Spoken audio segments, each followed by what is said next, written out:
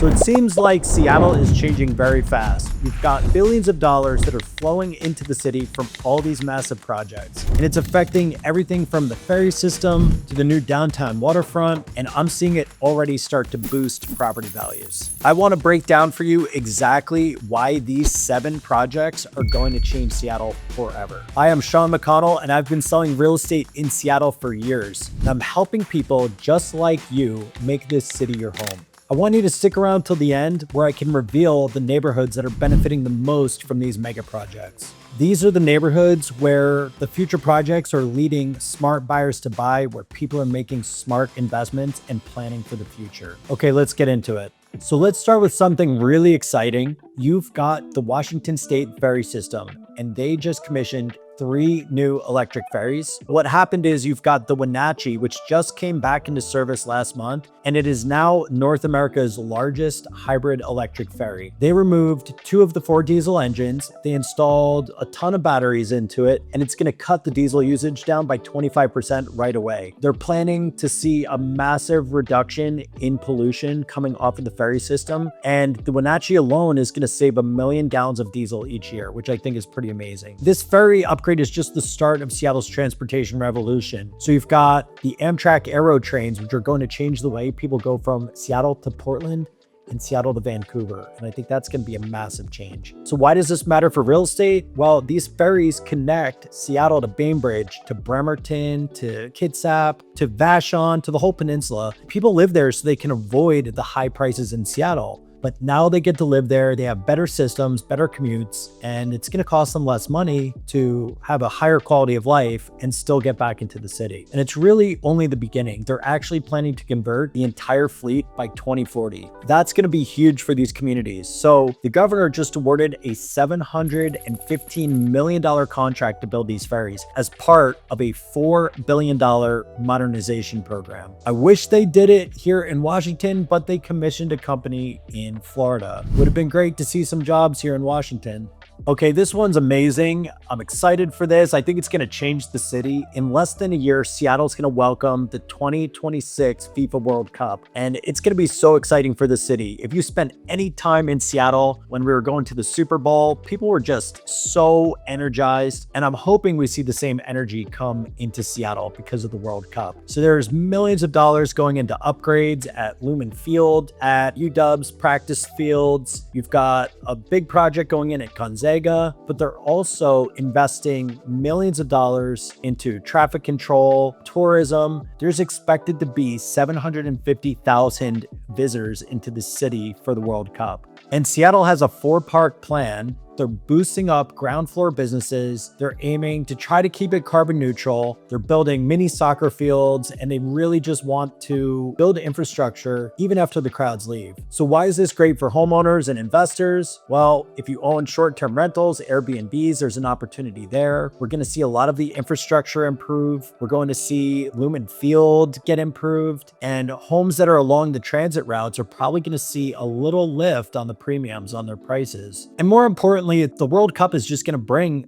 Seattle to the global stage, and we're hoping that that really benefits the city. So if you find this useful, do me a favor, please hit the subscribe button. My team and I, we tour developments, we tour properties weekly, and I want to share with you what the Seattle real estate market looks like, what kind of intel we can find, what our clients are doing to get ahead of the crowds and get an edge on their real estate investments. All right, let's talk about another huge project in Lynnwood. You've got 2 mega projects that are coming that are going to develop over 1,700 new homes, plus a ton of retail and a ton of office space. So for years, Lynnwood has been strip mall spots, underdeveloped areas, and there's been no real urban hub until the light rail opened last year. Now suddenly you can go from Lynnwood to downtown Seattle in 28 minutes flat. You don't have to sit in traffic on I-5, and it's a big win for Lynnwood. So these 2 massive developments are really driving this. The first one is Northline Village. It's 19 acres, over 1,300 homes, 250,000 square feet of retail, and possibly 500,000 just dedicated to offices. You're going to see this pattern all over Seattle. I want to show you the Waterfront project soon, and it's basically the same idea, creating walkable spots where you can live, you can eat, you can shop, you can hang out, no car needed, just Everything you need right out your front door. And people are loving this change, this improvement in their lifestyle. So second, you have the district, and it's tripling the Lynnwood Event Center from 64,000 square feet to 182,000 square feet. Plus, it's going to have a 300-room hotel, 2 apartment buildings, and 300 units total in those apartment buildings. And this all used to be just an old, dilapidated strip mall. The area is just becoming super walkable, and it intends to create a full live, work, play environment that Lynnwood has never had. We're already seeing home prices rise in Lynnwood, and compared to Seattle, it's still a bargain, it's still a better deal. And this is the kind of thing that our clients are looking for. Where can we put our money and see future growth? And Lynnwood may be one of those places. So while Lynnwood's evolving up north, Seattle is linking more neighborhoods through the light rail project. So I want to explain more on what's going on in this next project. It looks like Seattle is finally getting serious about the light rail between West Seattle and Ballard. Mayor Harrell just announced a new law on July 7th, cutting permit times from 240 days to 120 days. So that's big. And what are you going to get with that? Well, you're going to get the West Seattle extension. 4 miles, 4 new stations,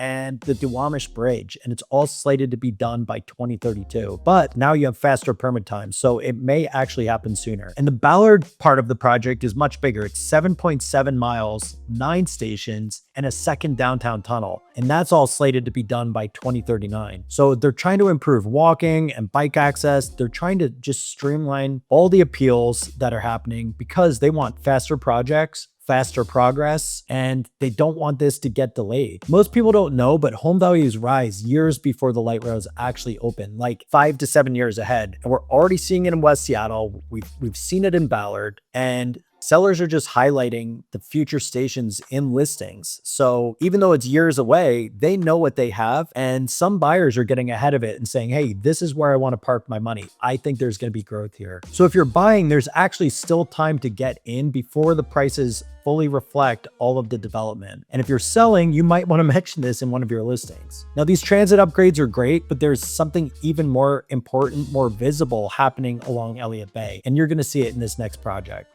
So I just went out to dinner with my family. We went to Maximilian, and I couldn't believe just looking out the window. It was dusk, it was a beautiful, clear night. We're looking at the Ferris wheel out there, and I just was thinking about, man, that viaduct was so ugly. And now the Seattle waterfront is fully done. It's fully made over, and it's done as of July 25th. So now in place of the viaduct is a 20-acre park. Pier 58 is all finished. And we're talking about 50,000 square feet of new space. And that's including the aquarium now, the great wheel. There's a 25-foot jellyfish climber for kids down on the pier. It's just really cute. And it's this marine-themed play area. But more importantly, you don't have this giant, ugly highway going right through downtown. And it's really nice to see that Seattle figured it out, and they are starting to get creative with these public spaces. Later, I want to show you some of the amazing things that are happening in Denny Triangle too. You're not going to believe what they're doing with 2 of these skyscrapers. One of them is like the most crazy architectural feats I've seen. Down on the pier, I'm just loving the environmental focus. Parts of the decks are open. They're letting light reach into the water for sea life.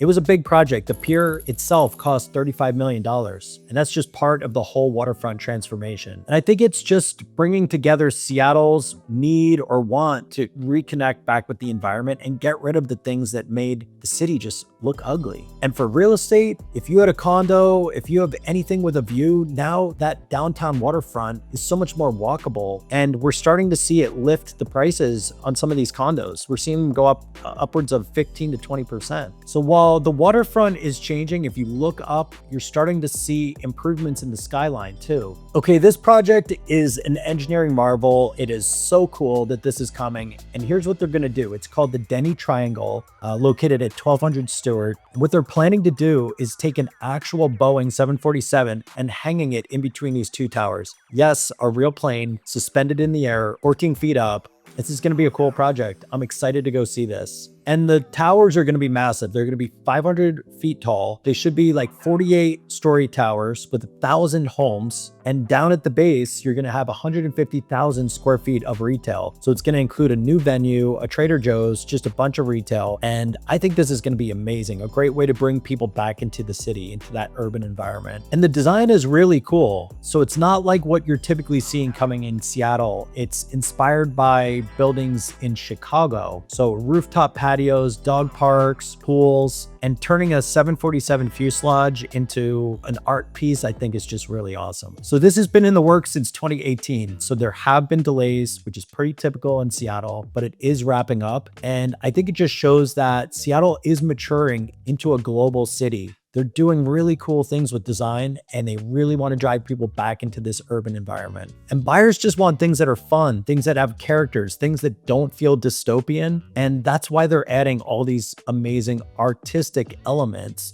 to the projects. Okay, let's zoom out from downtown and let's see how Seattle is actually just connecting to the greater Pacific Northwest. This last project is going to be amazing for new travelers. If you've ever taken a train from Seattle to Portland, you just think to yourself, why didn't I just drive? That's what I always think. But now there's the new Amtrak Airo. It's coming, I think, in 2026, and it's going to be big. Trips between Seattle, Portland, and Vancouver are going to get a lot faster and just be a lot more modern. So Amtrak is building a huge 100,000 square foot repair shop at the King Street Yard right now. These trains are supposed to hit 125 miles per hour, much faster than the current trains. They're going to be smoother. They're going to be comfier. Hopefully they're going to be on time. And Amtrak is really big. They're very bullish on this. So what do all these developments mean for Seattle? Well, it means people are going to want to get into the Pacific Northwest. And Seattle is known for reinventing itself. We had the gold rush. We had Boeing in the 60s. We had the grunge scene in the 90s. The dot-com bubble burst and boom in the 2000s. And then, of course, you had the big tech boom in the 2010s.